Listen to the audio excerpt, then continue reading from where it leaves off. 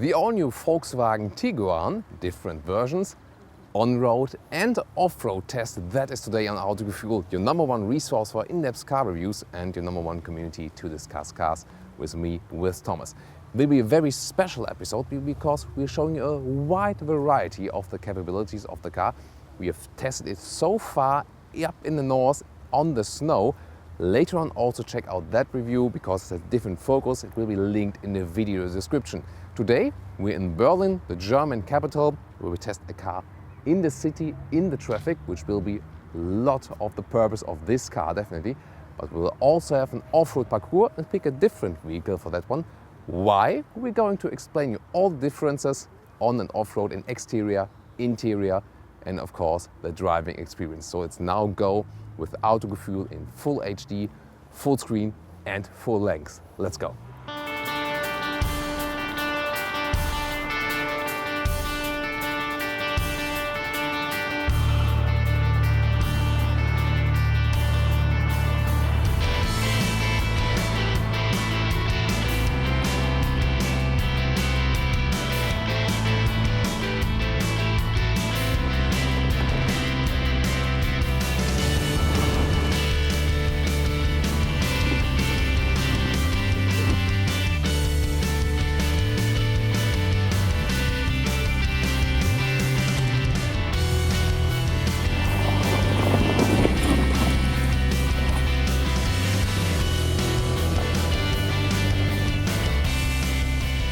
A lot of you guys have asked me recently, hey Thomas, what about Mazda CX-5, Hyundai Tucson and Tiguan? Which one should I go for? I will also explain that one, explain the differences. But so far, let's start with the front of the Tiguan and the difference between the on-road and the off-road model. You see the front's a little bit different because in the off-road package, the front has a steeper, a flatter angle here. You see it right here, and that is better for the approaching angle, which is in about 25 degrees. Here, the on-road version, this is a steep front grille here, looks more massive, sportier definitely. I prefer that look here, but if you're more thinking about the off-road capabilities, and then you should probably go for the off-road package. But about the ground clearance, there you just have to pick the four-wheel drive model, the 4Motion.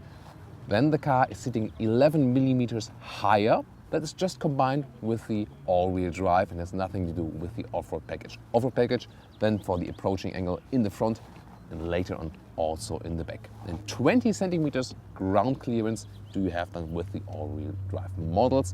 It's approximately the same than the previous model.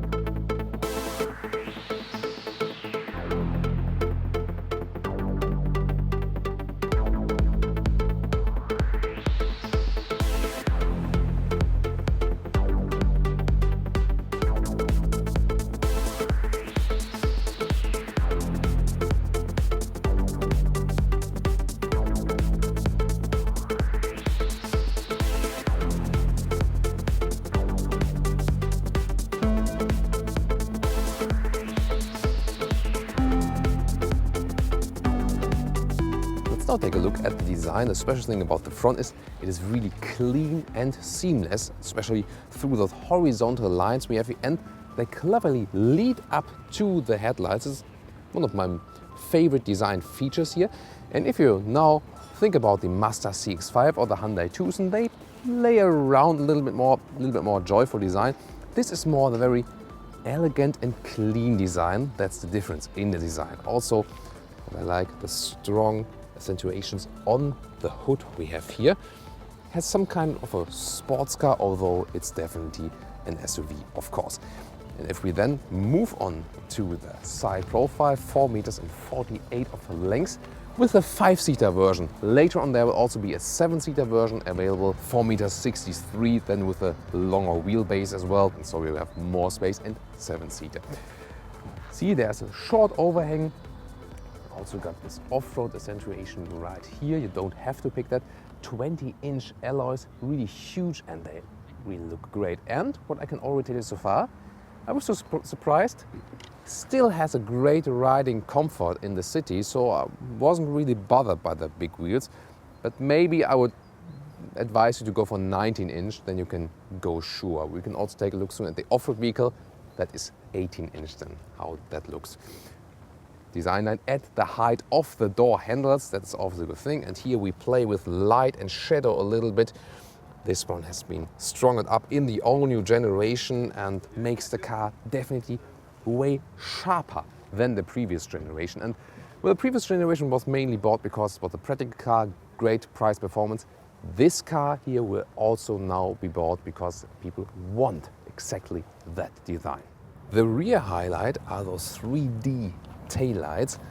As you can see, they really go right in there, and again is this very sharp design scheme, and I really liked it because Tiguan needed to be more modern, definitely. And you can see we don't lose too much trunk in behind here, then we can take a look at that very soon. Overall, of course, it has kind of resemblance with all of the other Volkswagen family cars.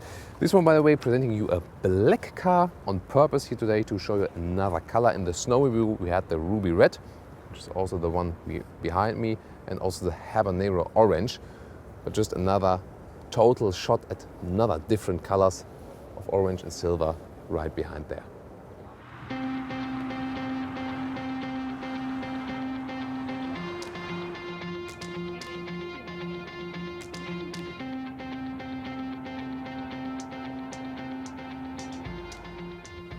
So now another look at the ruby red car in detail, 18-inch of the alloys, and I think it already works. You don't have to go 20-inch all the way. 18 or 19 would be my advice for you. Then 17 might look a little bit too clumsy. This one here already a good style. Or what do you think? Tell me your comments here about the design of the all-new Tiguan and which color you like best. Let's take a look beneath the hood. 2-liter TDI here, but of course we have a petrol and diesel range. Horsepower range is about 120 to 240 horsepower. Get 4 different petrol engines, 4 different TDIs there. And the entry versions, front wheel drive, the middle versions, optional all-wheel drive, and the top versions, so about 180 horsepower. They are then combined with the all-wheel drive automatically, and the top version is also combined to the DSG, the dual clutch transmission. In the entry versions, you can also start with a manual gearbox then. That's it about the engines. And one very interesting thing about the hood, because with the Tiguan they have improved about the assistance system and the safety system. And good is that when you have a front crash, the hood is like here, not that way, but that way, is lifted about 5 centimeters up. That if you crash onto it, you get a little damper, and that's a good safety system for, you know, people just running in front of the car. That might happen. And also you get the autonomous emergency brake from the standard equipment here finally, and that's also a very good thing.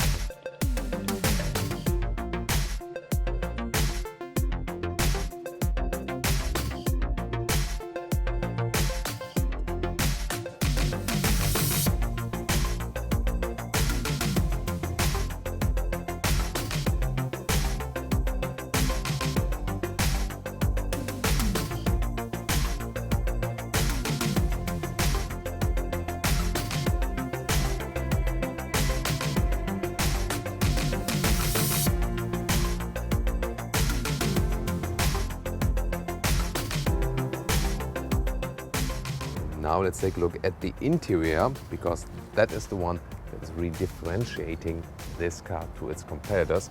Starting with the door test details here. The sound sounds solid, and that's better, for example, in the Mazda 6.5 or the Hyundai Tucson. Those details are the ones that really make the difference here for the car, if that's important to you, of course. Also here we got a very elegant style in the interior. Everything has been rebuilt, but the main style, of course, of the Volkswagen Corporation has been kept. Very clean, very elegant. A lot of details also comparable to the Passat, for example. It's the MQB building platform here, and therefore they also share a lot of parts, of course. Special focus to the seats, I would go for that mix here. Microfiber cloth on the inside, a little bit harder cloth on the outside, still accentuated. You got a lot of side support here as well, but they are really very comfortable, and they have especially worked on the seat that the seating area also has a better resistance in the parts where you have, you know, for example, where there's more pressure on the seat. And also the seat has been made lighter, so you can also save weight with the seat, for example. Check out those parts, the panels on the inside of the doors and also the door handle. This is really premium quality. We're not in the premium segment, not in the premium price, but everything looks and feels premium. Even the plastic parts, they are not hard plastic as we see in the Hyundai Tucson.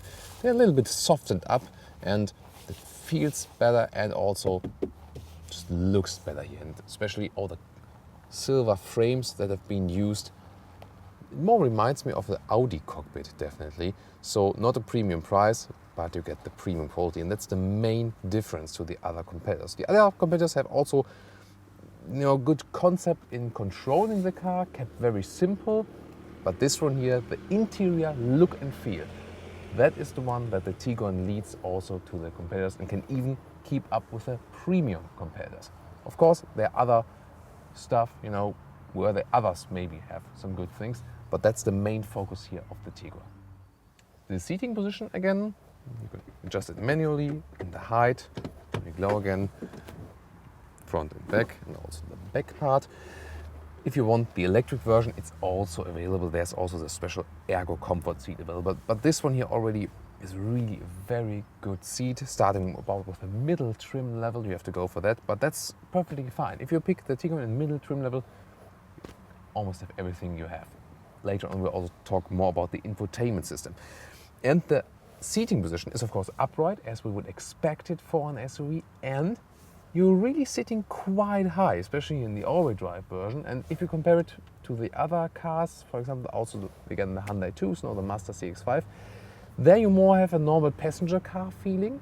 You don't sit that high. It's a good transition from a normal car to an SUV if you're doing it for the first time. But if you really appreciate the very high seating position, then the Tiguan is way to go.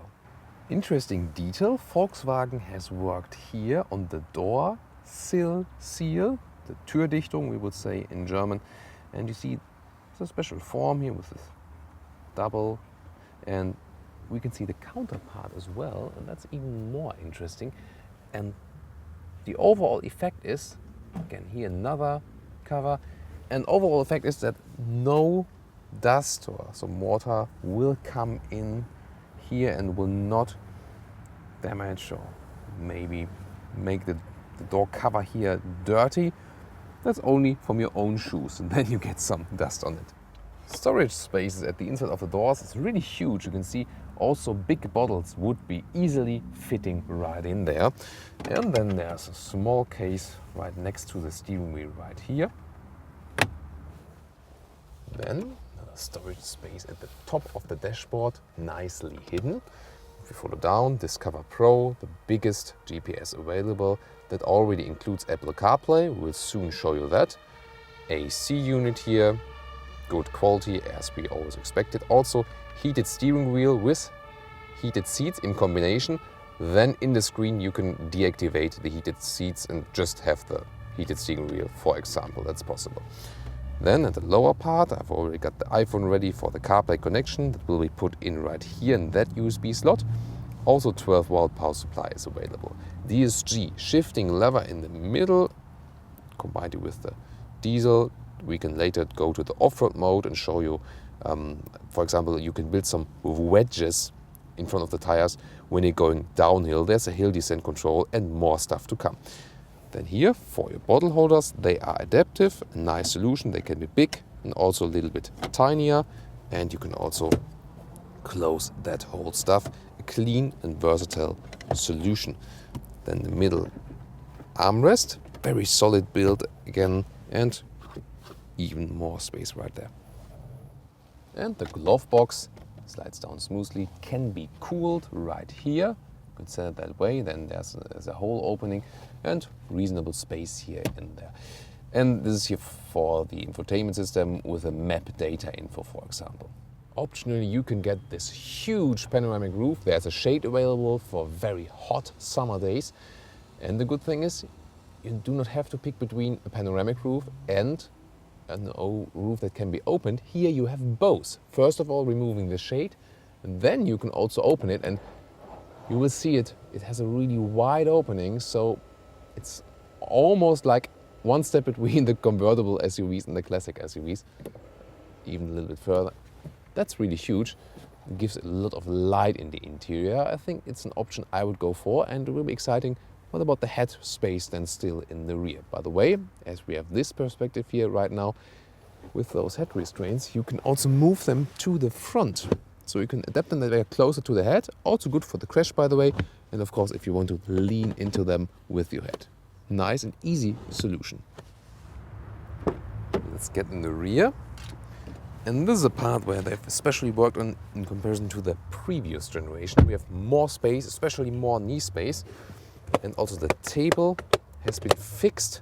If you look at our very old Tiguan review, it's really a very loose table. This one here has been also kept quite straight. And you can also have a retractable beverage holder right here. Well, for this bottle here, not the best solution, but overall for your kids, why not? You see, I got the seat as I would be driving, and wow, there's plenty of knee space. And I mean, compare it to other cars. Here we have good usage of the space inside comparison to the lengths we have on the outside. This kind of knee space I have in the BMW 7 Series. Just a remarkable thing. Headspace wise, there's still that kind of space above my head if the panoramic roof is installed. If it's not installed, there would be even more. But here with 119 meters, it will still fit. If you're above 119 meters, don't go for the panoramic roof. As the rear bench is right now, I'm kind of leaning backwards a little bit, but that's no problem because I can adjust it a little bit by pulling a strap next to me, and I can also sit more upright here also in the rear. That's a very good solution because it's the same mechanism to flip the whole bench again. This one here gives you a very comfortable and upright position here also in the rear compartment, and especially here you really have more space. Also, we got the same seat design here overall in the front. Really high class again, I like that. Beverage holders here on the inside are available, and you can also really see that it is a 2/3, 1/3 split. And 18 centimeters, you can move the bench in the front or into the back again. Here, of course, it's not really fitting, but I mean, if you don't have really tall people, you can move it in the front. And then the trunk will rise from about 520 liters to 610 liters. Maybe it was 510 to 620, but that doesn't really matter. So about 500 liters and about 600 liters, depending on if you move it 18 centimeters in the front or in the back. And again, a versatile solution. And now I can also show you how the bench is flipped totally. This is here the strap. You can just pull it and then move the front, and then you always see here got an even space to the rear. And it's also possible to put it that way. For example, use it as a ski hatch only and have two people sitting right here. So another versatility. And this part here, I can also flip it from here, but there's also another mechanism right in the back. And let's see the first overview with luggage inside, how much you can approximately fit in there. And then I put the stuff out that you can see more of what we have here. I've put up the rear bench again, that you can see the flipping process, because that's a good solution. You can flip it from the inside, but also here from behind. And there's another one. Well, maybe help a little bit, and here as well. And then that's it. Even loading space in here. What's beneath here? Well, optionally, I think you can also get a replacement tire. Here it's not in there, so I've got some more space in there. And nice features here. 230 volt power supply. That would be for the German market especially, or you can use an adapter to have really good power in here. And we know that from Skoda. You got a torch, small torch in here. You can also retract it and, well, maybe good camping use then as well. More luggage space than before, as I've told you, and also especially the legs, because the previous generation of the Tiguan, a lot of people say, I can't go for the Tiguan, truck is not long enough. That one is fixed now, and of course there will also be the 7-seater version available where it's even longer. We got the electric hatch here, and I've told you before, I think it's not that sensitive enough, but well, in this test it worked quite well with 2 arms definitely. I think, yeah, there, it depends on. I mean, you won't be harmed seriously, but I think they have discussed it, I've talked to them, and there's always a compromise between that the mechanism is always working and that you have the safety effect. And some manufacturers make it even harder than this one here, some make it softer. I think it should generally be a little bit softer, but it's already quite okay here now. And you see, I'm 186 in meters. I can fit beneath the truck. Now let's close it completely. Whoops. And now let's take a look at the GPS, turning on the ignition. That's it, the big one, Discover Pro it is called, the most expensive option. Here is proximity sensor that you can control the touch here, but you can also use the buttons which are right here, for example for the map, for zooming in and out, that is possible, but you can also use it as a smartphone or iPad alike. Reaction times could be maybe a little bit fast, but in general I'm very satisfied with that one. You can also go for the smaller screen, it's like this, to save some money, and then have the GPS with the smartphone connect. So this one here, the big one, comes in connection with the Apple CarPlay already. The small one, you can pick the CarPlay just on a single one. So you can scroll around like this, or also like this, and that's a good solution because sometimes when you're driving you maybe don't want to use the touchscreen, and then also can scroll in the menu like this and not have to use the touch. Radio would be right here, just how the visualization is working, and you have different control possibilities. I think that's good because everyone prefers something differently. You can here connect a Bluetooth phone and stream your music and also have your phone calls on there. I usually do that, but now what's coming up next? I've shown you earlier the USB plug-in, which I put it in the lower part of the car now. And then I get automatically the info Apple CarPlay. It also works with Android Auto or also MirrorLink, so all 3 systems are available. I put in Connect, and let's see, then it's not for Bluetooth then, it's really with a cable. Then I have to put in my ID or my fingerprint. So I had to see deactivated, I have to activate it, that the CarPlay is working. Interesting, I didn't know that. Now there it is. Now the CarPlay is working, and I can just put my phone away and have everything mirrored in the, in the style I'm also used to. And I can check my phone then here. So this is recent calls and stuff, or contacts and stuff, or I can also just put the phone numbers in, whatever. That's a very good solution, and I really like that I got the style I have on my iPhone. And what else do we have? Let's see. That's the button to return to the home screen. For example, I'll also listen to my music, have a different playlist. Oh, he's 17, Eros Ramazzotti. Or also some trance music I got on there as well. And then I can pick this new trance mix I got on there. Very nice. So that's the command, and you can, for example, also use the map then, so you don't need a GPS from the car. See it right here. Looks, of course, different than the one from the car, and that's the reason why you can also go for the smaller infotainment screen and then just use this GPS right here, and it will just work like on your smartphone. So that's the integration. Every car needs it nowadays, and I think almost more of the cars we have this year, this will be integrated, and I think it's a really good step forward. What do you think, guys? And then let's take a look at the central display, active info display, it's called at Volkswagen. virtual cockpit at Audi, just over 12 inch. And you can see we have the RPM digital left, right, the speed. You can change it around just a little bit, for example, make it bigger. We have the GPS at the moment on the inside part. You do not have to go for the digital screen, that is extra. You can also just go with the classic analog instruments. Do you really need this one? No, you don't. But it's of course very fancy and a very clear display, definitely. You can also display consumption in the middle, for example, which was 7 liters around for this 2-liter TDI. Also the range now at the right part. And you can also get your music in there, your audio info from the Apple CarPlay.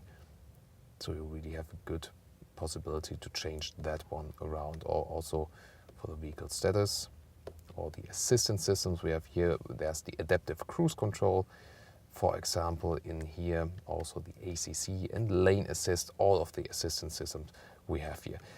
For a digital screen, it's really a nice and fancy solution, definitely. Also, for example, the off-road views.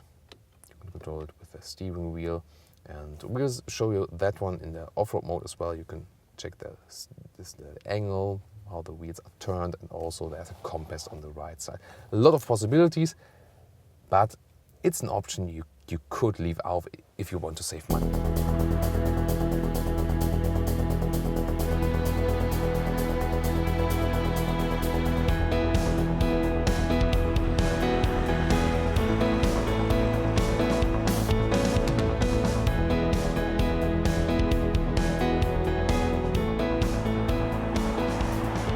Welcome to another ride in the all-new Volkswagen Tiguan. That beep, by the way, the boss says that the recognition of traffic signs is limited. Maybe it has something to do with the road here. So I'm always going to explain you when the car is doing some beeping sounds. So we're heading right into the traffic of Berlin, German capital. And of course, when you're riding a car, especially inside the city, a lot of that is about traffic. So I'm really looking forward how this engine will perform here and the car in general, of course. We're riding the diesel, this part here. It's the 190 horsepower diesel.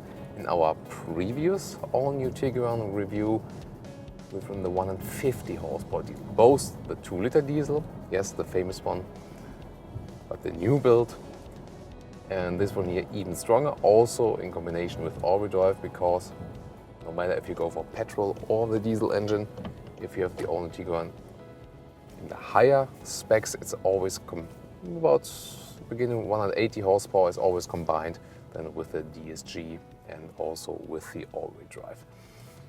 So when riding in city, you don't really realize that it's an all-wheel drive because you're not really pushing the car that hard and it's not going loose on the ground, especially today as we have a dry situation. So that's not really the crucial point of that one here. However, of course, we do hear and feel the diesel. The petrol engine is still a little bit calmer, and if you hammer it like on the mid RPM levels, then you do feel a little bit of this typical diesel sound. But it's relatively silent, and I've also brought a dB meter app on my smartphone. And right now we're standing still, and let's be silent for just 1 second. Yeah, about 50 dB. It's about 50 dB when we're just standing still here and not talking. When I'm talking, by the way, talking is always also accounting for a lot of dB. And so when I'm talking, it can reach about 70 dB already. And we'll be looking forward when we drive the car. And more we're going to use those dB meter scales now also to compare it with other cars. And what is also interesting, just this morning I've driven the Hyundai Tucson, which we have recently reviewed. That will also be linked in the video description if you have missed that so far. So I can really tell the difference between the Tucson and the Tiguan here, because the Hyundai Tucson, Volkswagen Tiguan, and also the Mazda CX-5, really very good tips in the compact SUV segment here. And a lot of people are thinking about, which one of those three should I go for? And of course, I can tell you something more about that one. The most special thing about riding the all-new Volkswagen Tiguan is that it really feels premium. Of course, a lot of that is already told just in the interior description, but also when you're driving it. If you compare it to the CX-5 and also to the Tucson, it's the most silent one to me, just as a subjective feeling, and also the dB meter. Let's look at it again. So when we're driving calmly, it's about 65 to 70 dB. So the sound is just as I would be talking. That's very interesting. And just, from the feeling you have, you're really very well isolated. To the engine, definitely, and also from everything outside, especially it's very crowded here today again, of course. I mean, when is it not crowded in Berlin? And you still remain very calm when riding the car, and that's a very good feeling. And also when you look at the instruments, we got the digital instruments here, of the surrounding of those instruments here, you get a very high class feeling. That also helps you again to remain very calm when riding the car. If there are sudden movements here in city traffic and you need to steer, that's also very easy, and also the steering is very direct, definitely. So good commands directly from the steering wheel into the overall steering. Start-stop function, so it's off now, the engine. I'm usually not a fan of the start-stop functions because, yes, it does harm the engine when you have those moments where the car is standing like 30, 40 seconds still all the time. That's really not a good thing.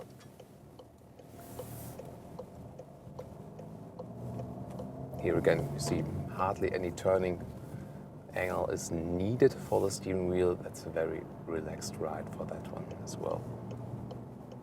Also, I got a very good overview with the whole car.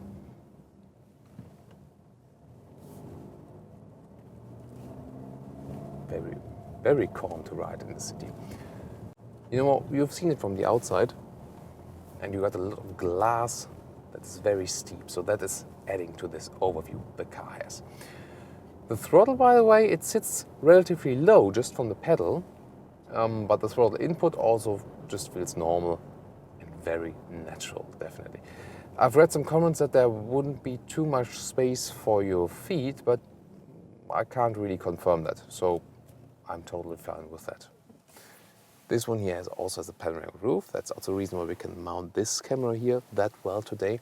And I really like it, so it's really very bright in this interior.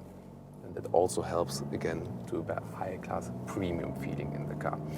So if we go a little bit faster, also with the steering, for example, you see here how direct the steering input is.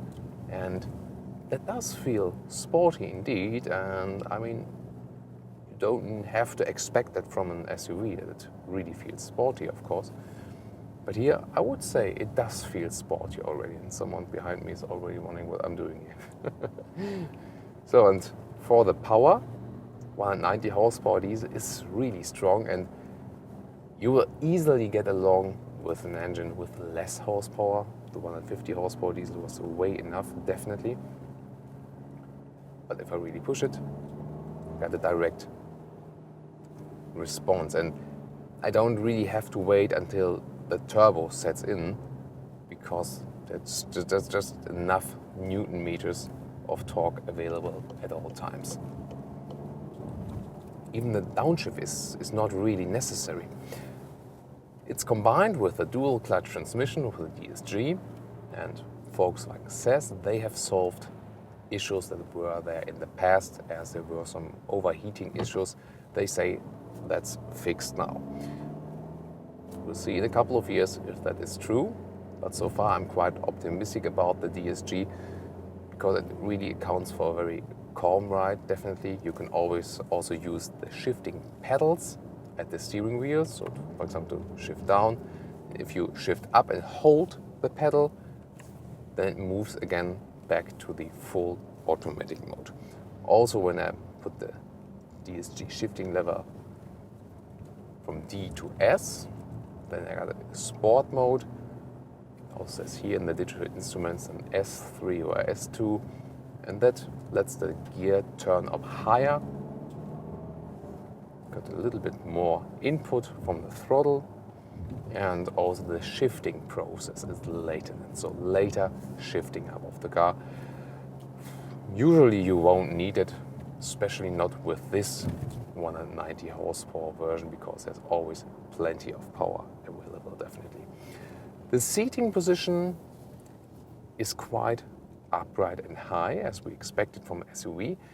If you compare that one, for example, to the Hyundai Tucson, that in the Tucson you more feel like a normal passenger car, not that SUV stylish. If you want to get used to an SUV, that is an argument for the Hyundai Tucson. If you say, if I get an SUV, I really want that high seating position, and I would share that view, then you feel that it would be sitting higher in the Tiguan. The all-wheel drive versions from the Tiguan, they are 11 millimeters higher, or 1.1 centimeters higher. So it has nothing to do with the off-road pack, how high the car is. It's combined with the all-wheel drive. And generally you have a 200 millimeters or 20 centimeters of ground clearance.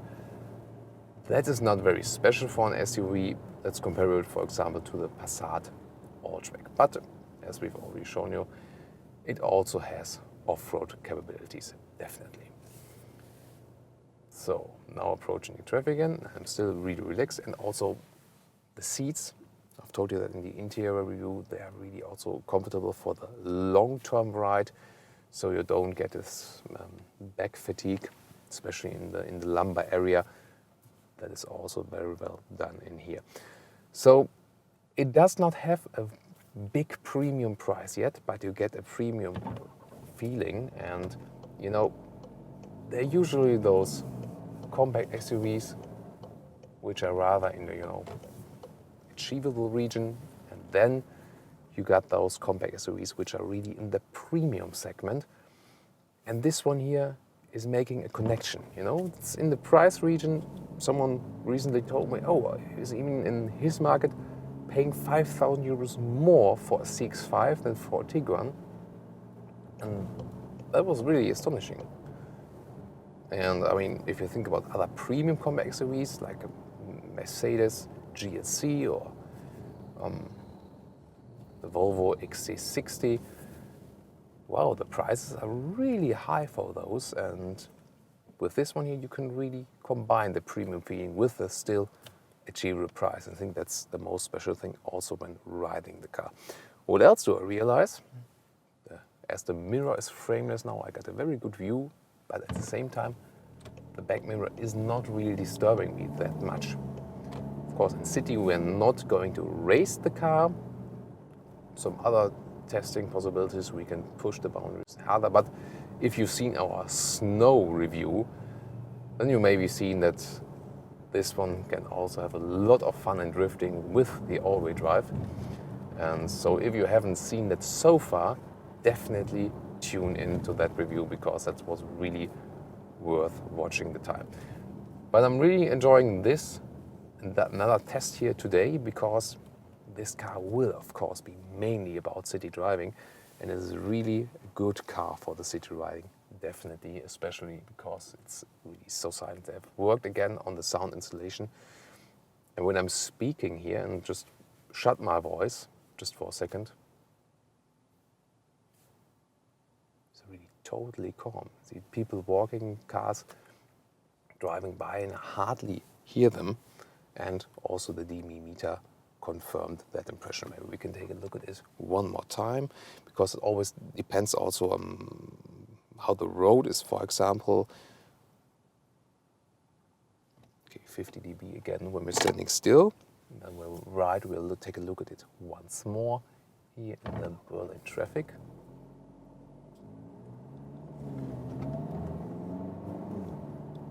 Now you heard the diesel. It really has a very refined sound when you're accelerating from standstill. 70 dB. So 70 dB is really kind of the measurement at at least when riding at lower speeds. This typical diesel sound you mainly hear only when you're already, at about 1,000 to 8,000 RPM. Then go higher. I cannot induce it right now. There's a certain RPM region where you hear the typical diesel sound, but that's just in that very certain RPM region. In other regions, you don't really hear that. So what would be a reason to go for the petrol engine if you're against diesel in general? And I'm starting to be a little bit against diesel because they are producing those very hazardous stuff, that is especially bad inside a city. Good reason to go for electric car, of course. Petrol engine is not really the solution, so the electric version will be the main solution. There will be a GTE version at a later stage for the Tiguan as well. I'm really looking forward to that, and especially what will be the total electric range. But so far, a lot of people, especially in Europe, will still go for the Tiguan diesel, and that's its 2-liter TDI right here. In city riding, sorry, we got about 7 liters, a little bit above that on 100 kilometers, but that's just a city average. It will always be higher, definitely, if you go, for example, for some countryside riding or Autobahn riding. Those figures will drop, and I think you can also score some 6-7 liters, and definitely. So it really depends on how calm or how calm you're not driving. So I think I hear about such situations always happens that you have to react very fast, and then the very light steering wheel is always good for that. Maybe didn't really mention that so far. The steering wheel is not only light, it still feels kind of natural. For example, in the Hyundai Tucson, the steering wheel is very light, but it feels a little bit artificial. But here, I think they get a very good compromise for that one. I get a lot of positive facts for the Tiguan now, in comparison also to the CX-5 and the Tucson. What would be speaking for the other cars? For the CX-5, for example, that you can get a naturally aspirated petrol engine. I really like the combination. Will be long-lasting, I think. And also, maybe for off-road riding, there's a torque converter. People who prefer off-road riding will really like the torque converter in the CX-5. And from the Hyundai Tucson, well, the car feels, let's say, easier, simpler. Here we already got, especially with the digital instruments, and it seems to be like a lot of stuff we would hear, even if it's already a clean cockpit. The Tucson more feels like I don't care really about anything about the car. I get in, I drive, and that's it. And that's not a bad, it's a good thing, because the car is very, very simple, very uncomplicated. And here you see with Tiguan there's a little bit more involved already. And it depends really what you prefer. But I think those were very important impressions here already from city riding the Tiguan. And if you want more action, as I said, also check out our snow driving review. That's it so far from the city impressions.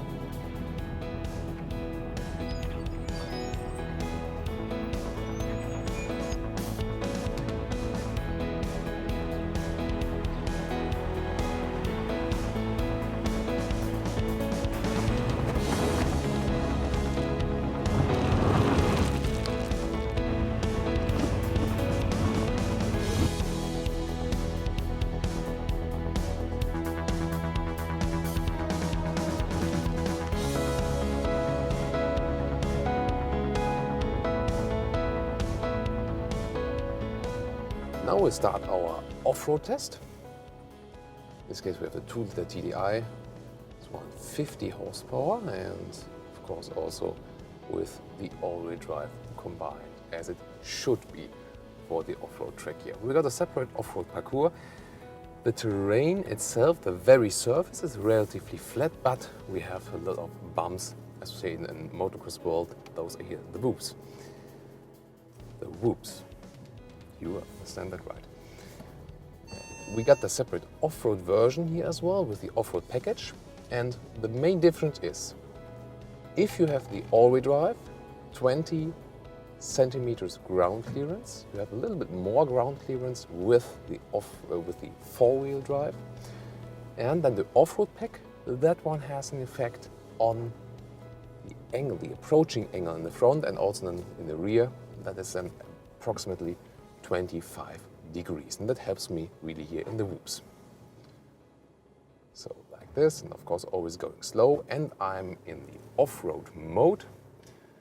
And the off-road mode, that means I have a little bit different characters. The stability control is set off, so I can do more with the car. That's, by the way, from the camera system, saying I'm really close to the ground in the front. And next exercise is here, that we have the car a little bit tilted to the side. And you always wonder, wow, how is it possible? How is the car not flipping over?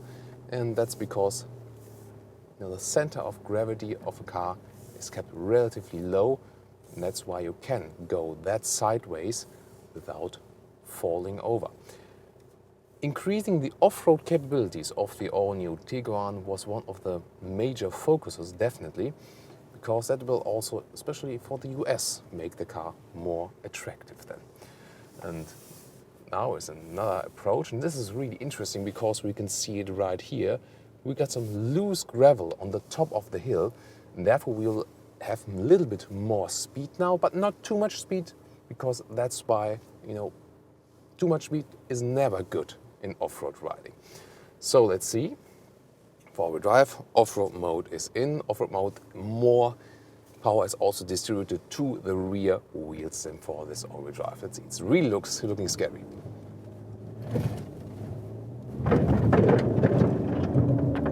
Oh, it's not really working.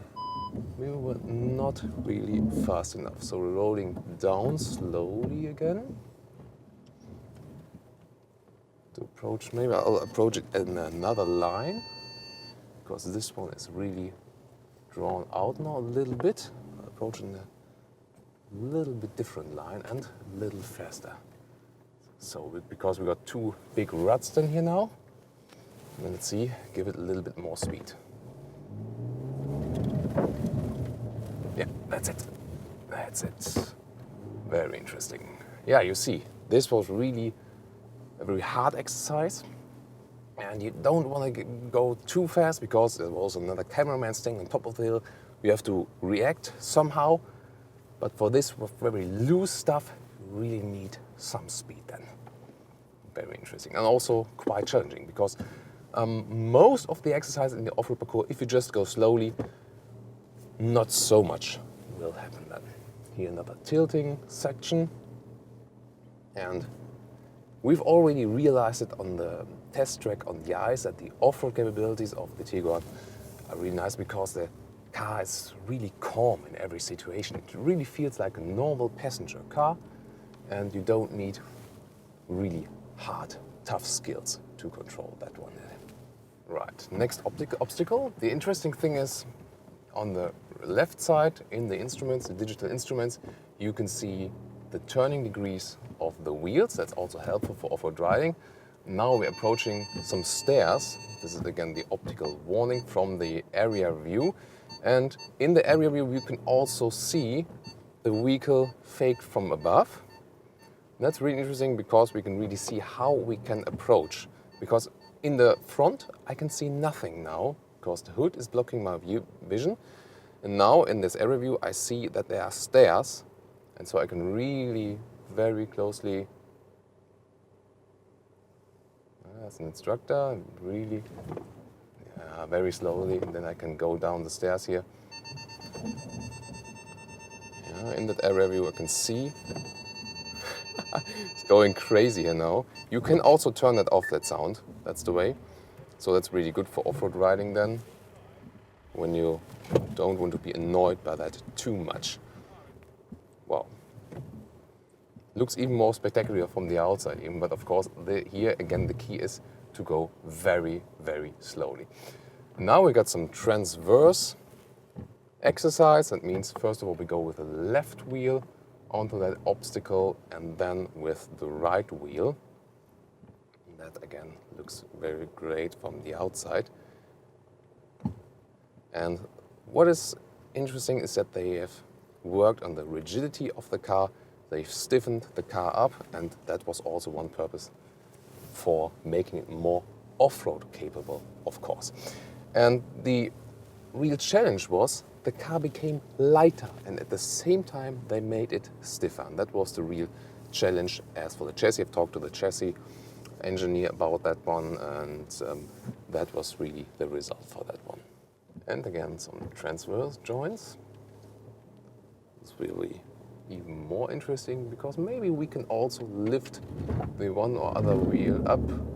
Now, for example, it goes slowly, got stuck, but in the all-wheel drive could manage it as also the power can be distributed to each of the single wheels. Now we're trying to get in the flow. When you got some transverse obstacles, it's important not to stop, just to keep a very steady flow. So now I feel that the wheel is in the air. Again, another wheel in the air. It's really funny, but the main thing about the Tiguan is, even when you got those hard off-road situations, it really feels very soft and feels like a normal passenger car. So a very relaxed off-road riding, and you don't have that often really.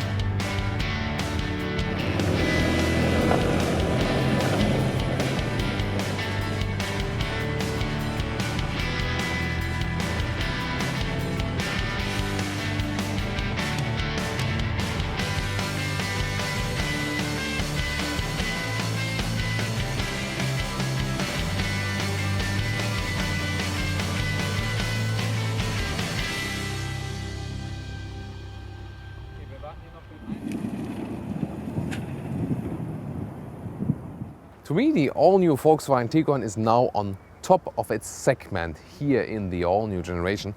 And if we take a closer look, the design has been refined. We have a very sharp outline, definitely, and that is a very big difference to the old model, which looked rather boring. But the main thing is really the interior that is premium-alike and can cope with the premium competitors. And with the non-premium competitors, that's especially the thing that sets the Tiguan apart. Definitely. There are other things that are missing if you take the Japanese manufacturers, for example. You cannot get a naturally aspirated petrol engine. You have to go for a turbo here. But if you want to have something different than the normal combustion engines, there will later be the GTE version. Looks also very promising, and I'm looking forward to test that one. As for the riding comfort in the city, it's a very calm ride. That is again one thing that sets the car apart, because it's really silent on the interior, a good suspension, and you got a quite firm ride still, steering wheel wise, so you get a good connection to the road, although it is comfortable. Also, the off-road features were quite impressive because you feel like you're just riding smoothly, and on the outside you see it's doing quite some impressive stuff also in the off-road part. So we've shown you a lot of different aspects on the all-new Volkswagen Tiguan. If you want to see it on snow and really going loose with some drifting action, then you should also check out our first Tiguan review in the snow in Sweden. That's also linked in the video description.